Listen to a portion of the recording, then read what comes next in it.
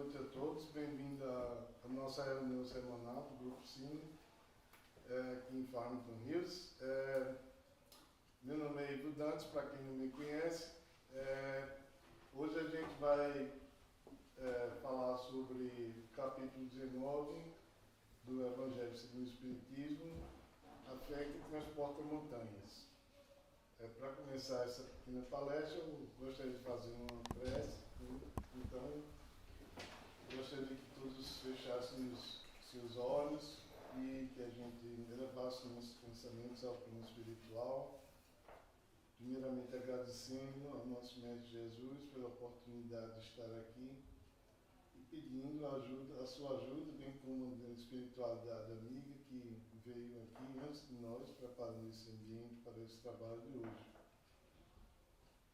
Assim como os outros trabalhos que ainda vão ser executados.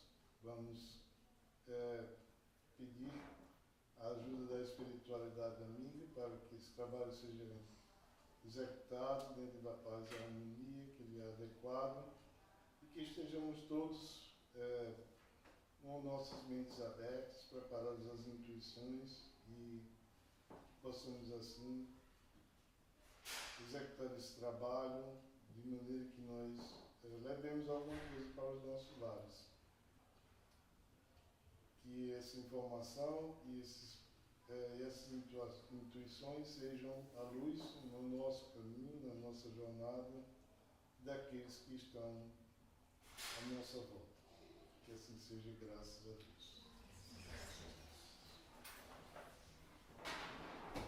Então, o capítulo 19 é dividido em 3 partes: o poder da fé, a fé religiosa como condição da fé inabalável e a parábola da figueira que secou.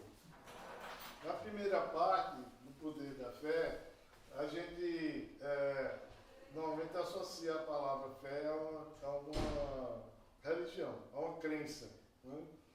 E a palavra fé em si, né, se a gente for procurar no dicionário, ela fala de uma crença inabalável em algo que está por vir. Ou seja, aquilo que a gente não tem certeza se vai acontecer, mas que a gente tem a gente quer tanto que aquilo aconteça e acredita tanto que aquilo vai acontecer daquela maneira que ele acaba acontecendo. Né? E a gente tem vários exemplos aí na vida da gente, na história da humanidade, que mostram como o poder da fé é eficiente e ele realmente transporta montanhas. Né? E aí, como tudo que está escrito no Evangelho segundo o Espiritismo, ele começa aqui com uma pequena parábola lá do livro de Mateus, né? Onde ele descreve aquela pessoa que se aproximou de Jesus e vem pedir que ele ajude a retirar, a salvar o filho dele, né, que tem um problema de epilepsia, né, e que já sofreu muito com aquilo. Então, Jesus pede que traga a criança, né, e ele faz uma posição à criança e pede que o espírito que está dominando aquela criança se retire. E isso acontece e a criança imediatamente passa a se comportar como uma pessoa sem nenhum problema. E aí aquela pessoa vai perguntar a Jesus por que que, melhor, não a pessoa, mas os discípulos vêm a perguntar a ele por que é que você conseguiu fazer isso e a gente não conseguiu, já que eles... o pai já tinha trazido o filho e pedido a ajuda dos seguidores, né, de Jesus, para que eles pudessem ajudar a tentar fazer alguma coisa com eles. Já tinha um tempo lá que ele vinha tentando fazer isso. E aí Jesus disse, não é porque, para resumir, é porque você não tem fé. É porque vocês tivessem fé realmente, não é, do tamanho de um grão de mostarda, né, vocês poderiam ordenar aquela montanha que se movesse, né, de onde ela está para onde vocês quisessem, e isso aconteceria. E aí, na parte da interpretação do Evangelho segundo o Espiritismo, vem as questões primeiro da questão moral das pessoas que estão, que têm aquela fé. Né? Que o que está por trás da fé, que suporta a capacidade da gente ir além, né? Além da vontade da gente, né? E concentrar e destinar aquela vontade para executar e agir sobre aquilo que a gente precisa, né? Está a questão moral das pessoas, né? Que estão fazendo essa solicitação. Não basta só a gente querer, né? Não basta só a gente se dedicar àquilo ali. A gente tem que estar preparado para que aquela fé haja segundo baseado nessas coisas, nesses atributos que a gente tem. Né?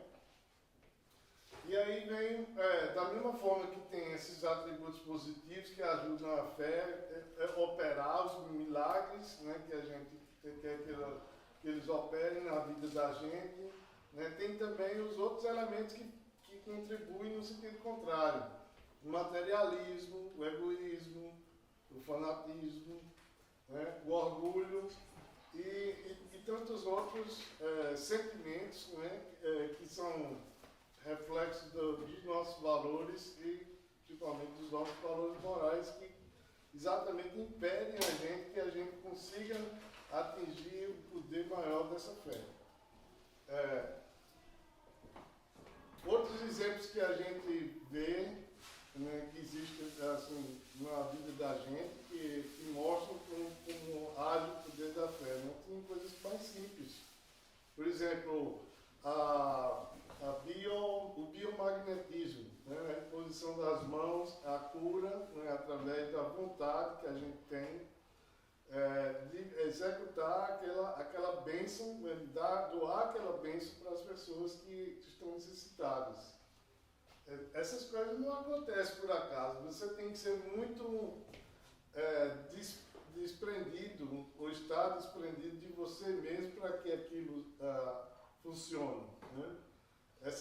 E aí está exatamente em linha com isso que a gente colocou. Se você é materialista, se você é egoísta, você não vai conseguir fazer isso. Né? Você tem que querer se doar. A força do biomagnetismo existe porque a gente quer fazer o bem para aquela pessoa. É um ato de caridade, é um ato de amor. Né? E, acima de tudo, é a canalização da nossa vontade para que aquele benefício seja materializado, por assim dizer, né? na cura da pessoa que a gente está pensando. Eu posso citar um exemplo pessoal, né? De um colega lá do Brasil, que eu já conheço há muitos anos, mas que já não vejo há mais de 20 anos, e ele estava assim, muito deprimido porque ele estava passando por um tratamento de câncer. Aí eu perguntei para ele assim, ele estava conversando à toa e ele disse assim, você quer que eu faça quer que eu dê um passo para você? Né? Aí ele disse, como assim? Ele não é espírita. Né?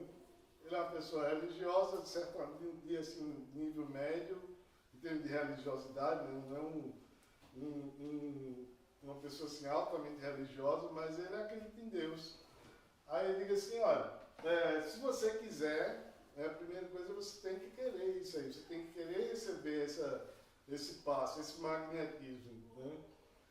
E a gente tem que ter uma certa disciplina para isso aí. Aí a gente combinou, né, uma vez por semana, eu me concentrava aqui, né, e me preparava para fazer aquele passo, então eu mentalizava aquele processo, né, e ele lá também ficava receptivo.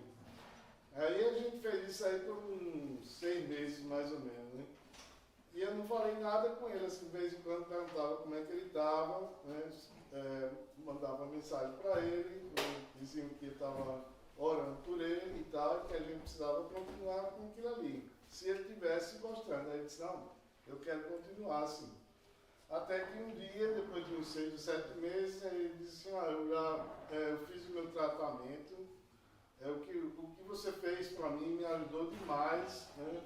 E eu sou eternamente grato a você por isso, né? Aí eu disse para ele assim, eu não fiz nada, você é que estava pronto a receber aquilo ali, né? De várias formas. E assim, isso aí foi uma coisa que foi extremamente gratificante para mim, porque eu vi que eu tinha condição de fazer aquilo ali, né? Que a minha vontade me levou a fazer aquilo e que surtiu o efeito, né, adequado. Agora, é claro que não foi só porque eu quis, né? Foi porque ele queria também receber aquilo ali. E isso aí vai muito com tudo mais, com tantos exemplos que Jesus Cristo deixou aí na Bíblia, né? A respeito de curas que ele exerceu em pessoas que precisavam, né, e que queriam realmente aquele benefício, né? Mas a gente também tem vários exemplos de pessoas que não conseguiram manter aquela melhoria que foi atingida porque lhes faltava a questão do desenvolvimento moral. Então, a fé ela tem esses dois aspectos.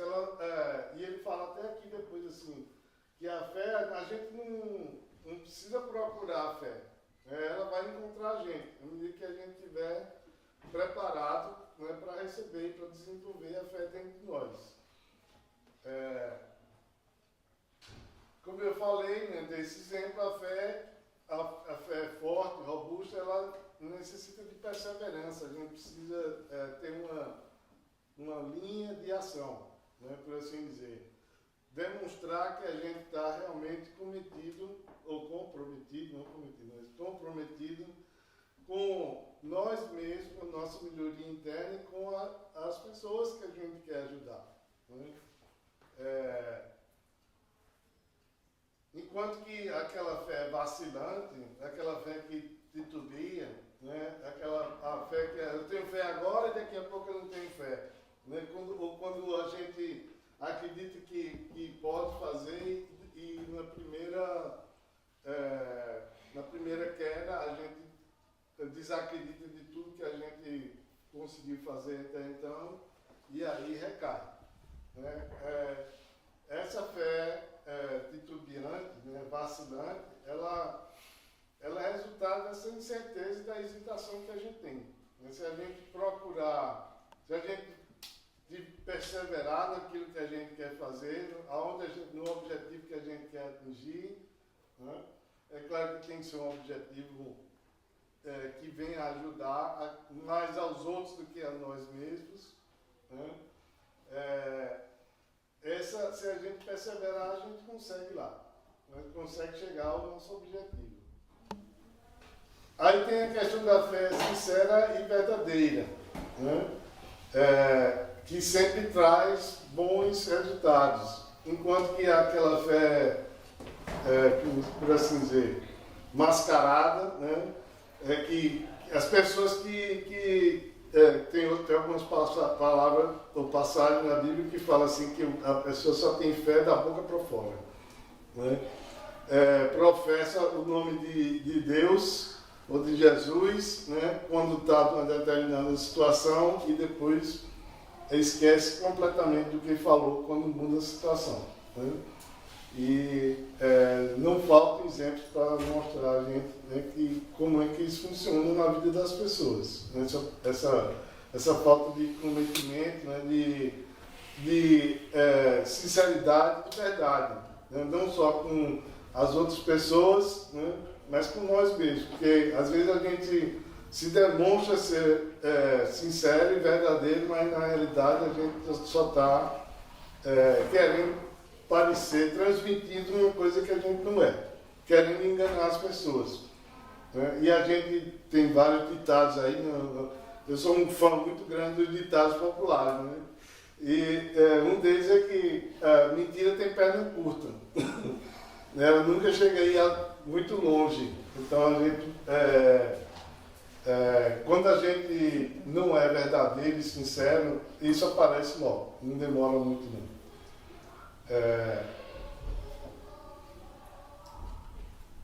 Só um instantinho aqui.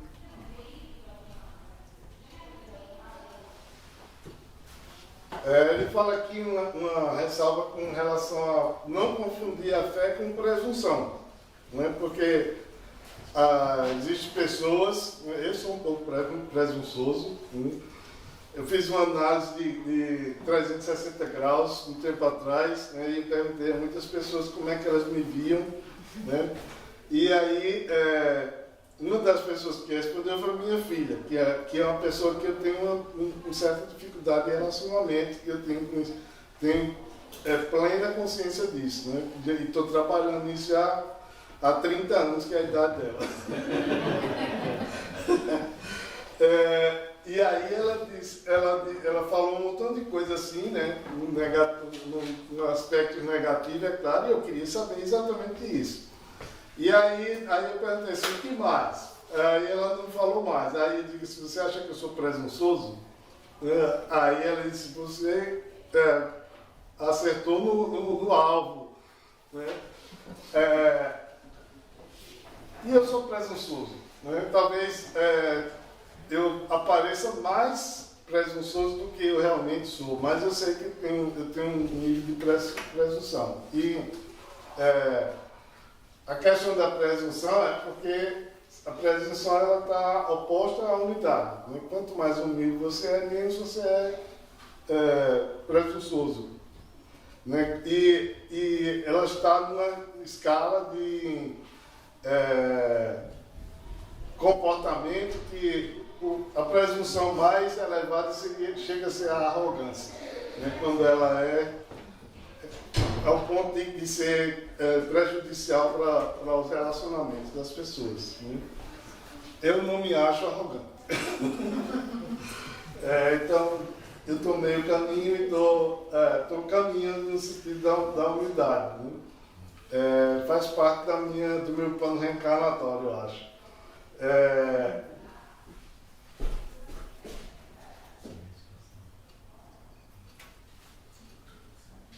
Aí vem a questão ele falou aqui sobre o magnetismo e o biomagnetismo, né? Que ele diz assim que o biomagnetismo aliado à fé, né, e aliado à vontade, que essas três coisas juntas é que conseguem realmente executar aquela missão que a gente quer concluir, que é ajudar alguém, ou a curar, né, ou fazer com que a vida daquela pessoa, o estado mental daquela pessoa passe por um processo de mudança.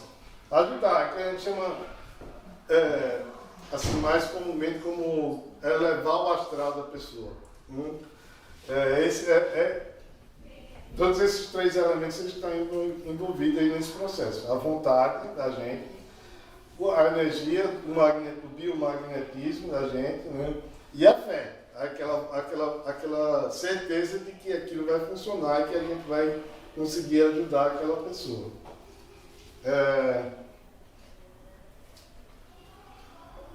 E aí vem a questão da fé pensada, né? A fé religiosa e a condição da fé inabalável. Porque alguém pode me dizer assim, qual é a diferença dessa fé pensada para a fé puramente religiosa, dogmática? Alguém quer falar alguma coisa a respeito disso? Acho que a dogmática você não sabe o porquê, não entende o porquê, embora muitas vezes a gente não entenda o porquê da outra, mas você nem tenta questionar a dogmática. Você falou na palavra-chave aí, é questão do entendimento. A fé dogmática, ela morre, ela cai por terra facilmente, né? Enquanto que a fé pensada, ela perdura e permanece e evolui, porque ela é baseada em fatos, né? E ela é baseada em conceitos que as pessoas conseguem entender, né? É inquestionável. simplesmente, né? Dentro do conhecimento que a gente tem, um dos elementos da personalidade humana é ser crítico e cético, né? Em vários níveis, né? E o ceticismo é que faz a gente questionar, né? E quando a gente questiona essa fé inabalável, né, a fé pensada, ela responde para a gente com os argumentos que tem, que a gente entende como sendo verdadeiros, porque eles são baseados em fatos científicos, né, ou em conhecimentos científicos. Então as pessoas conseguem dizer 2 mais 2 igual a 4. Né? É mais ou menos como isso. É mais ou menos dessa maneira que a fé espírita, né, se propagou. Porque tem um elemento científico, né, tem um elemento moral e tem um elemento religioso. Não é simplesmente um elemento religioso. E aí, esses 3 elementos juntos, eles trabalham para demonstrar para a gente as relações de causa e efeito que existem na vida da gente, na existência, né? Na humanidade como um todo. Né? A gente vê um pouco de raciocínio, a gente consegue perceber que tudo que existe na vida da gente, nas nossas existências, é baseado numa relação de causa e efeito. Você fica doente, tem um problema de refluxo, né, gastroesofágico. Semana passada eu estava trabalhando com uma pessoa jovem, né? Eu já conheço a pessoa há muito tempo. Aí ela disse, eu tenho hardcore, né? Muito, não sei o que e tal. Aí eu fiquei calado assim, né? Aí eu disse assim, o outro colega também que trabalha com ele, né? Uma pessoa mais idosa, tem uns problemas de saúde. Aí eu mandei para ele uns links de alguns canais do YouTube que eu conheço, né, que são Healing Science, né? E eu acho muito legal, funciona muito bem para mim. Aí diz, você tem dificuldade de dormir, né? Coloca esse som aí na hora de você dormir. Eu acho que isso vai lhe ajudar, né? Então, eu sei que essas pessoas, elas têm, dá para ver as relações de causa e efeito nelas. Né? Não vou me estender muito aqui, né? Mas o entendimento que a gente tem, usando a sua palavra, né? O entender é o elemento fundamental da fé pensada. Né? A gente só consegue, a gente que tem que crescer dentro dessa condição de questionar as coisas, né? Dessa característica de questionar, a gente precisa desse argumento para poder a gente aceitar, certo? A gente não é só a gente chegar e dizer assim, você está salvo, né?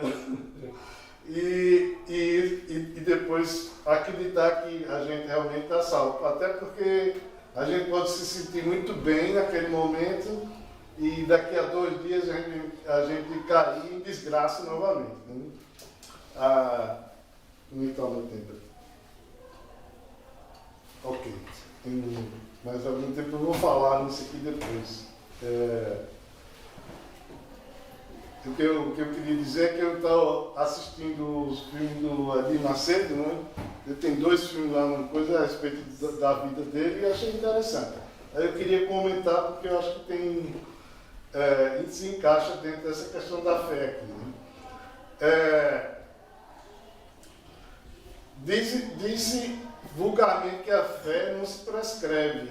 Né? A gente simplesmente vai lá e acaba acreditando naquilo, porque não é uma coisa que você possa dizer, tenha fé que isso vai acontecer, né? Ou faça isso que isso vai acontecer. Não, a gente tem que descobrir o que é que a gente precisa para aquilo se materialize na vida da gente. Né?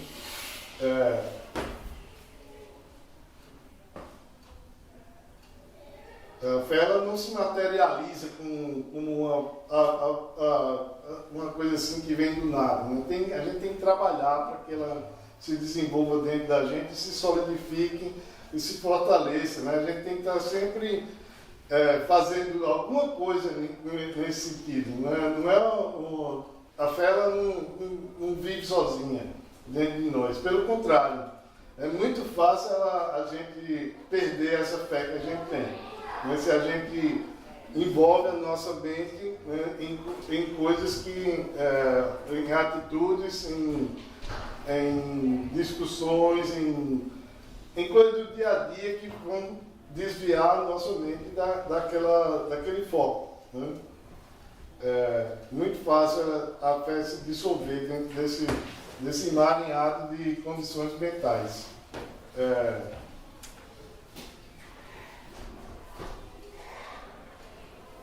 Aqui ele fala assim, não, que a fé, muitas pessoas a fé é inata. Mas por que vocês acham que a fé é inata? Muitas pessoas assim. A gente vê, tem uma tia mesmo que ela tem. Desde que eu conheço ela, que era muito pequena, que ela é uma pessoa assim, muita fé. Né? Não tanto religiosa. Né? Ela nasceu dentro da nossa família, da família dos meus avós, que sempre levava a gente para a igreja. Minha avó me levava para a igreja, me puxava a orelha quando eu ficava falando. Isso eu tinha 6, 7 anos de idade, difícil, né? Minha mãe levava a gente para a igreja, que a gente morava lá no interior do Ceará. A igreja era pequena e tinha assim, centenas de pessoas, a gente ficava do lado de fora em pé. Aí uma criança de 5, 6 anos de idade, vocês imaginam, né? Então, essas coisas, acho que contribuíram, né, para me tornar o que eu me tornei depois, quando me tornei adolescente, e fui estudar em colégio católico, né? E nunca fiz a primeira comunhão, nem nada mais, né? Porque simplesmente aquilo não fazia sentido para mim. Né? Aí tive discussões, assim, diálogo, não discussões, debates, né, com os padres, né, que ensinavam e tal, e perguntavam por que isso, por que aquilo. Mas não faz sentido, né? Eu li a Bíblia. Né? Nunca consegui entender, porque... nunca não. Naquela época eu não conseguia entender. Né? Não conseguia entender porque não fazia sentido para mim. Né? Não tinha como aquilo se materializar dentro da minha mente. Né? E ele diz aqui, né, a fé precisa de inteligência, né, do conhecimento, precisa de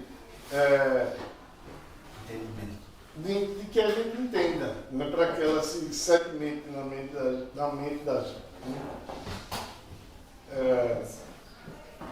Enquanto que a fé que é cega, ela se dissolve muito facilmente, né, porque a gente está sempre questionando esse valor com esse outro valor.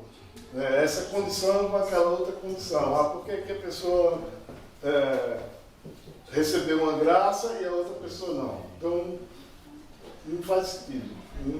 Não tem como a gente acreditar numa coisa que não tem uma relação de causa e efeito bem definida. Então, a última parte, que a gente está chegando na última parte, fala sobre a parábola da figueira que secou. Então, essa parábola vai dessa maneira. Jesus está lá andando no deserto com os discípulos, né? E eles já estão lá com sede e com fome, porque já tem muito tempo que eles estão ali, não tem comida, não tem nada, e aí de repente eles vão andando e vem uma figueira. Né? E a figueira está lá, só tem folha, não tem mais nada. Né? E eles param ali, né? E Jesus vai lá e olha para a figueira, né? E a figueira não tem fruto, e ele diz o quê?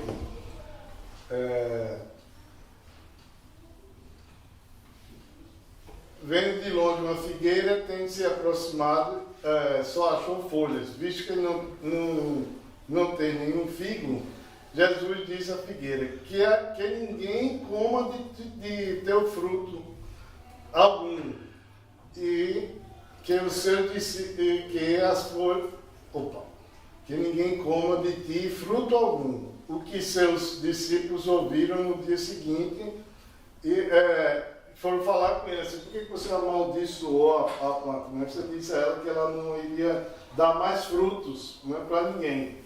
Né? E aí, a moral da história é o seguinte, que a figueira ela tem um propósito.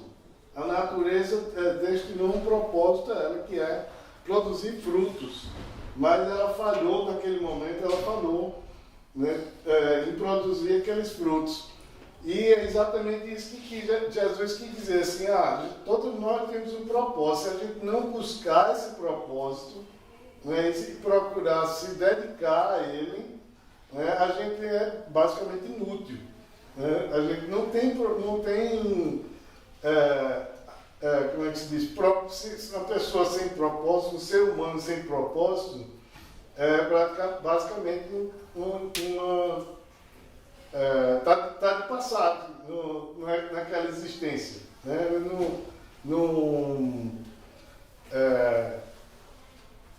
Não vai conseguir aprimorar nenhum dos seus elementos, né, que ele precisa durante aquela existência. Então, identificar o nosso propósito é uma função elementar, né, que a gente tem que executar uma vez na nossa existência. Tem gente que passa a vida todinha, aí quando já tem a idade avançada, aí cai a ficha e diz, opa, é isso aqui que eu vim fazer, e vai e faz. Mas fez, mesmo que tenha sido pouco tempo da existência, mas fez aquilo com afinco. Né? Aí é que vem a questão da fé e tudo, porque a fé também está relacionada com a identificação desse propósito. Eu identifico eu sei o que é que eu preciso fazer. Então, vai e faz. Né? E enquanto que as pessoas que não têm propósito, não identificaram esse propósito na existência delas, elas simplesmente vão passar vão passar por aquela existência e vão simplesmente se envolver com tantas outras coisas que não vão conseguir atingir nenhuma evolução substancial durante aquela existência. E essa é a moral da história da parábola da figueira. Que ele, na análise aqui, eu vou falar para vocês, né, assim, que a figueira simboliza as utopias e as doutrinas carentes da base sólida, né, daquela consistência que a fé pensada traz para as pessoas. Né? Os homens deliberadamente inúteis por falta do uso dos seus recursos que trazem consigo, né, serão tratados como uma figueira que secou. Essa frase aqui é um pouco radical, né, porque dá uma ideia assim, de que alguém vai julgar aquela pessoa, né, e vai punir ela porque ela não atingiu o seu propósito. Na realidade, não existe ninguém, a gente não precisa de ninguém para julgar e para punir a gente. A gente mesmo faz isso, né? Através da falta de entendimento que a gente precisa ter de como as coisas acontecem na vida da gente, a gente acaba percebendo aquilo ali como um sofrimento. Né? E é aquele sofrimento que se perdura durante a existência e depois da existência. Né? Quando a gente desencarna, né? Assim, eu devia ter feito isso.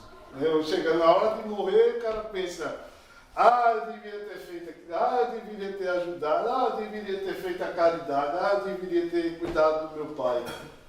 Agora é tarde, né? Vai ficar para a próxima. Né? Eu já tenho muita coisa que eu estou colocando na minha lista. Essa mania de espírito, né? Deixa A próxima. Porque não que eu sou preguiçoso, né? Ou porque eu não quero fazer, mas é que eu penso assim, quando eu vejo uma situação, me deparo com uma situação dessa, eu penso, será que isso é realmente importante agora? Será que tem outras coisas que eu tenho que trabalhar, me dedicar mais? E aí sempre aparece, né? Por exemplo, melhorar o relacionamento com a minha filha, para mim é um dos mais importantes, né? Porque eu sei que pela relação de causa e efeito, se isso está acontecendo agora é porque a gente precisa se ajustar. e tem melhorado. Com a graça de Deus, eles têm melhorado. Como melhorou também o relacionamento com meu irmão. Eu tinha um problema muito grande. Eles são muito parecidos, meu irmão com a minha filha. Né? A personalidade deles é muito próxima. Eu até pensei assim, ela deveria ter sido filha dele. Cheguei a pensar isso, né? Mas depois, né, com a evolução, com mais crescimento da doutrina, eu digo, não, ela precisa ser minha filha mesmo. Porque o problema é entre eu e ela, não é entre ela e meu irmão.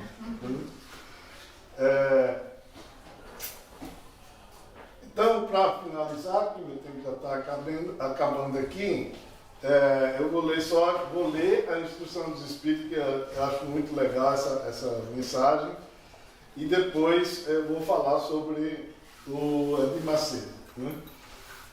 A fé é mãe da esperança e da caridade. Esse aí foi trazido por José, o Espírito Protetor. A fé sincera é empolgante e contagiosa. Comunica-se aos que não a tinham, ou mesmo não desejariam tê-la. Encontra palavras persuasivas que vão à alma, ao passo que a fé aparente usa de palavras sonoras que deixam frio e indiferente quem as escuta. Pregai vossa fé, pelo exemplo, para incutires nos homens. Pregai pelo exemplo das vossas obras, para lhes demonstrares o merecimento da fé. Pregai pela vossa esperança firme, para lhes dar-lhes a ver a confiança que fortifica e põe a criatura em condição de enfrentar todas as vicissitudes da vida. Isso é o que a fé traz para a gente. Né? Essa certeza de que a gente vai conseguir, de que a gente vai vencer, de que a gente vai superar, de que a gente vai ser melhor a cada dia. Né? E aí eu vou falar agora sobre o filme que eu vi de Edir Macedo, porque é uma pessoa assim, muito criticada, né? Não estou aqui para defender ele, mas eu estou aqui para dizer que fiquei impressionado como ele se assemelha a tantas outras pessoas que existem, que têm fé e que querem divulgar essa fé pela simples vontade de ajudar outras pessoas. Né? E foi isso que ele fez, pelo menos no primeiro filme. Né? O filme foi feito por alguém, né? O filme transmite uma mensagem, a mensagem não é 100% fidedigna, mas eu acredito que ele tinha realmente essa intenção. Mesmo que ele tenha se envolvido com outras coisas, né? Que como eu falei aqui, a gente se envolve com outras coisas, mas ele manteve a fé dele. E ainda mantém. E tanto é forte a fé dele que ele conseguiu crescer a igreja dele, né? E vencer uma porção de dificuldades que ele teve pessoais na vida dele. Né? E por isso eu fiquei assim, admirado com o trabalho dele. Né? Por mais que seja questionado, eu conheço pessoas que seguem a igreja dele, né? E sei como é que a igreja dele opera, né? Mas no fim das contas ele está ali para divulgar aquela fé e mostrar para as pessoas que se elas atingirem aquele mesmo nível de fé que ele tem, elas vão conseguir melhorar a vida delas. Eu tenho mais alguns minutos, se vocês quiserem fazer algumas perguntas. Não? Ok. Eu vou fazer um comentário rápido aqui. Que essa história da fé mover montanha sempre ficou me incomodando, né? Assim, tá, tem bastante fé, mas não tem que saber como é que move montanhas. É só acreditar bastante, provavelmente porque eu tenho pouca fé. Mas o que você falou aí do entendimento me fez pensar em outra coisa, né? Que Jesus falou, vocês têm pouca fé, mas você estava falando, a fé inabalável precisa de conhecimento. Então, para ter muita fé inabalável, você precisa ter muito conhecimento. Então, talvez o que está aí escondido na mensagem não seja só que você tem que ter fé, mas que você tem que ter conhecimento, esclarecimento, e aí você tem a fé. Então, O cara, para mover a montanha, né, vai ter que entender de física quântica, de todas essas coisas, e daí fala, não, agora eu sei que eu movo. Então, deixa eu só adicionar assim, mover a montanha não depende só da fé, não, depende da vontade também. Né? Porque você tem. Pode acreditar assim, não, deixa os olhos de aquela montanha vai sair daqui para ali.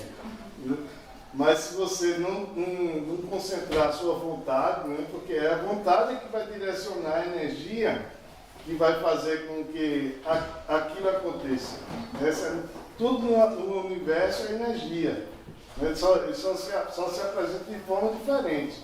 Mas se a gente não souber manipular essa energia, não tiver a vontade para manipular aquela energia, simplesmente não acontece.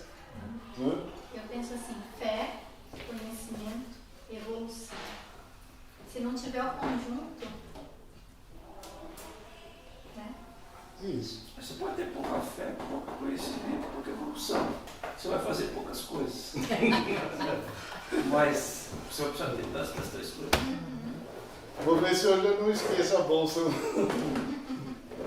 Tá bom, pessoal. Deixa eu encerrar, então. Vou fazer uma pequena prece aqui. Vamos fechar nossos olhos novamente. Agradecer ao nosso Mestre Jesus e a espiritualidade amiga que esteve aqui conosco e vai continuar ainda nos próximos trabalhos. Pedindo, primeiramente, que nos mantenha perseverantes, confiantes e cheios de fé e vontade para que nós possamos realizar os nossos planos reencarnatórios, individualmente e em conjunto. Que a gente consiga crescer dentro da nossa fé e que essa fé cresça dentro de nós ao ponto de iluminar as nossas vidas e as vidas daqueles que estão à nossa volta. Agradecer também esse local que nos recebeu hoje e as intuições que nos foram dadas durante essa palestra. Que assim seja, graças a Deus.